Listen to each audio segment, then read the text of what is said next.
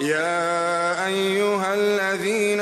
آمنوا أطيعوا الله وأطيعوا الرسول وأولي الأمر منكم فإن تنازعتم في شيء فردوه إلى الله والرسول إن كنتم تؤمنون بالله واليوم الآخر ذلك خير وأحسن تأويلا.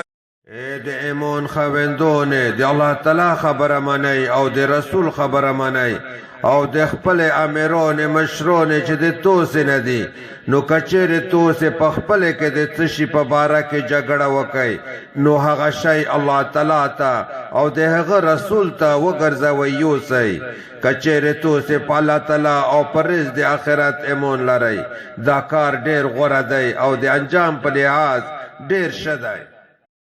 ألم تر إلى الذين يزعمون أنهم آمنوا بما أنزل إليك وما أنزل من قبلك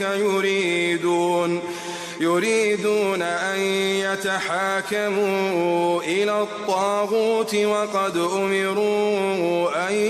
يكفروا به ويريد الشيطان أن يضلهم ضلالا بعيدا.